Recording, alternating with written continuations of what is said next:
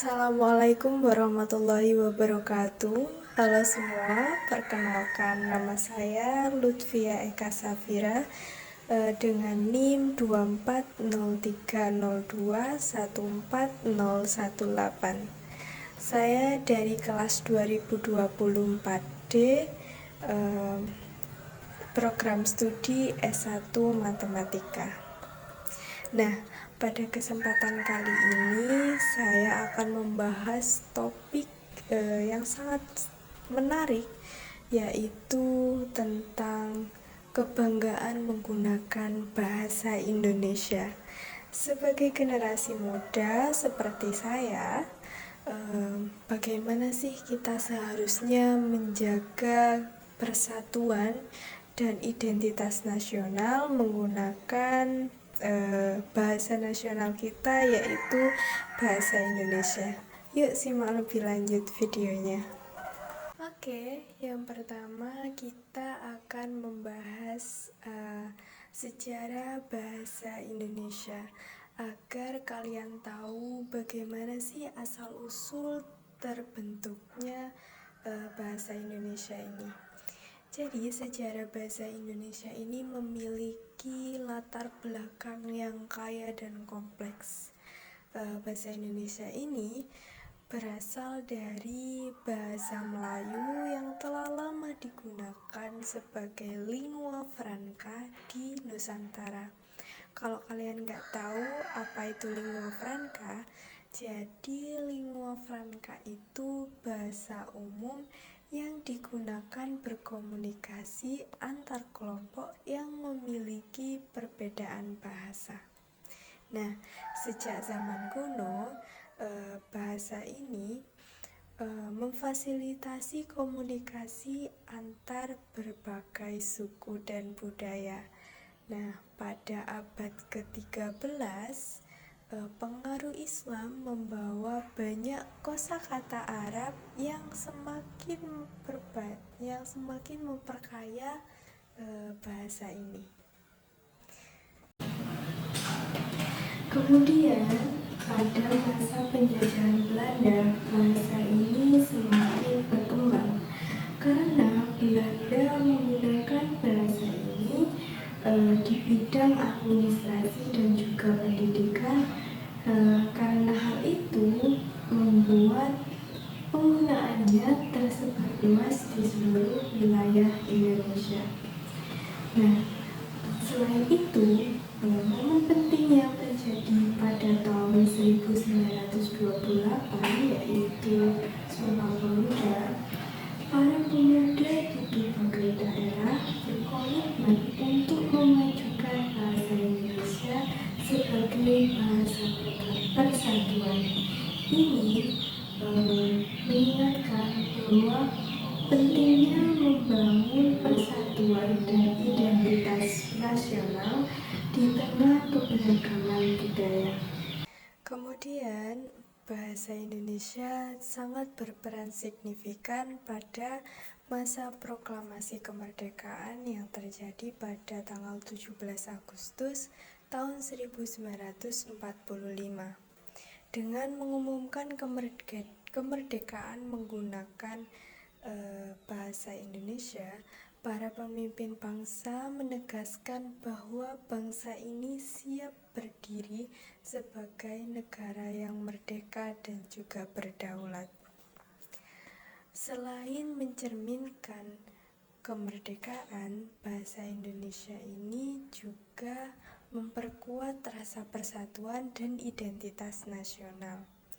Bahasa Indonesia menjadi simbol yang sangat penting bagi seluruh rakyat, mengingat Indonesia terdiri dari berbagai budaya.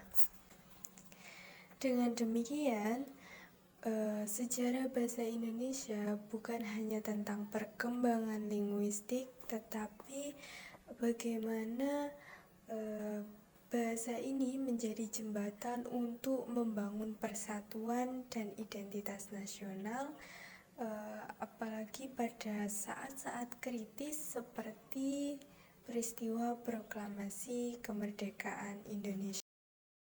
Baiklah, kita masuk ke pembahasan yang kedua, yaitu mengapa sih kita harus bangga menggunakan bahasa Indonesia. Nah, sebagai generasi muda seperti saya harus bangga menggunakan bahasa Indonesia karena merupakan simbol identitas nasional. Ini mencerminkan keunikan dan keberagaman budaya bangsa ini. Nah, hal tersebut menjadi bagian dari jati diri kita sebagai warga negara Indonesia. Dan pada peristiwa Sumpah Pemuda juga, para pemuda berkomitmen untuk berbahasa yang satu, yaitu bahasa Indonesia. Nah, bahasa Indonesia ini juga merupakan bahasa yang inklusif, yaitu bahasa yang mudah dipahami semua lapisan masyarakat. Hal itu membuat bahasa ini menjadi bahasa yang efektif di berbagai daerah. Bahasa merupakan bagian dari budaya. Dengan menjaga bahasa itu berarti kita menghargai sejarah dan nilai-nilai yang diwariskan oleh para pendiri bangsa. Oleh sebab itu, kita wajib bertanggung jawab untuk menjaga dan melestarikan bahasa Indonesia agar menjadi kebanggaan bangsa. Baiklah, kita masuk ke pembahasan yang ketiga, yaitu tentang tantangan dan kesalahan bahasa Indonesia yang terjadi di era modern. Nah, di era modern ini bahasa Indonesia menghadapi banyak tantangan dan kesalahan yang signifikan. Terutama tantangan yang dihadapi adalah kesalahan dalam penulisan dan juga pelafalan. Banyak orang yang terutama generasi muda yang seringkali salah menulis kata-kata dengan cara yang tidak baku. Saya memiliki beberapa contoh kesalahan penulisan yang tidak sesuai dengan kaidah kebahasaan Indonesia. Berikut adalah contohnya. Pada spanduk yang terlihat dalam gambar, ada beberapa penulisan yang kurang sesuai dengan kaidah kebahasaan Indonesia. Yang pertama adalah grosir dan eceran. Dalam kaidah EYD atau ejaan yang disempurnakan, kata sambung dan seharusnya ditulis dengan huruf kecil, sehingga penulisan yang benar adalah grosir dan eceran dengan D kecil. Nah, bagaimana contoh yang pertama? Apa kalian paham? Semoga paham ya. Baiklah, kita lanjut ke contoh berikutnya. Silakan. Nah, pada contoh berikutnya, kesalahannya yaitu terletak pada tanda koma. Jadi sebaiknya setelah kata ayam diberi tanda koma untuk memperjelas bahwa ayam dan ikan bakar adalah dua jenis menu yang berbeda. Penggunaan tanda koma ini membantu memisahkan daftar jenis makanan sehingga lebih jelas bagi pembaca. Contoh perbaikannya yaitu lesehan ayam, ikan bakar Pak Purboyo. Dengan demikian, tulisan tersebut lebih jelas dalam menyampaikan bahwa yang dijual adalah menu ayam bakar dan ikan bakar. Selain itu, terjadi kesalahan pada penulisan jalan yang seharusnya jalan tidak disingkat dengan JLN, melainkan yang benar adalah disingkat JL atau tidak disingkat menjadi jalan saja. Dan lanjut ke contoh yang ketiga. Diperhatikan baik-baik ya. Dalam bahasa Indonesia, penulisan yang benar adalah fotokopi tanpa spasi.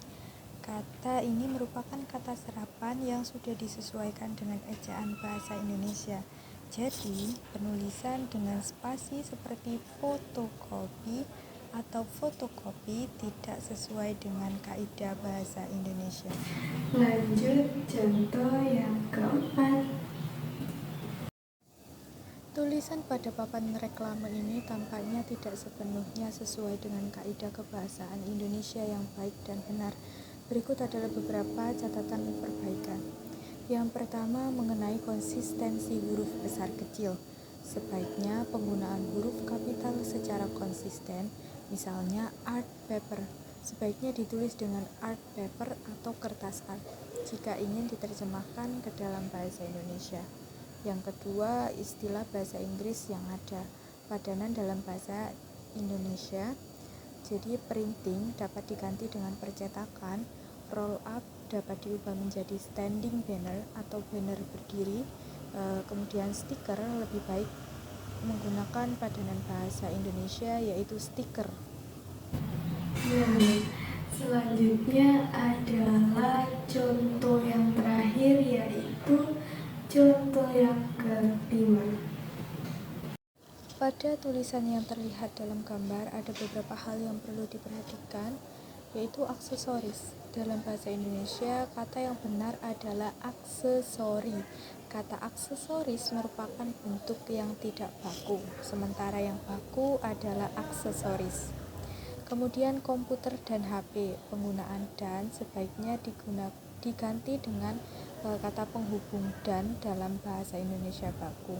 Simbol dan sebaiknya tidak digunakan dalam penulisan formal. Jika diperbaiki, tulisan yang benar sesuai kaidah bahasa Indonesia adalah aksesori komputer dan HP, dannya tidak menggunakan simbol.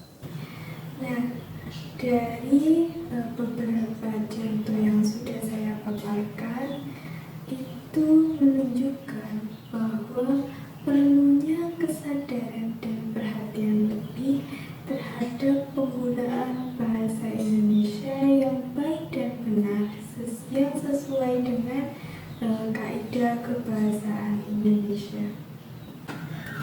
Akhirnya sampai di pembahasan yang terakhir, yaitu menjaga kelestarian bahasa Indonesia. Bahasa Indonesia sangat penting untuk dilestarikan karena bahasa Indonesia merupakan identitas nasional dan simbol persatuan bangsa. Dengan menggunakan bahasa Indonesia yang baik dan benar, itu membantu kejelasan komunikasi dan meningkatkan mutu interaksi di berbagai aspek kehidupan seperti pendidikan, pemerintah, dan media. Dari yang sudah saya sampaikan tadi, marilah kita bersama-sama berkomitmen untuk selalu menggunakan bahasa Indonesia, baik di lingkungan formal maupun informal, sebab menjaga identitas bangsa sama saja dengan menjaga jati diri bangsa.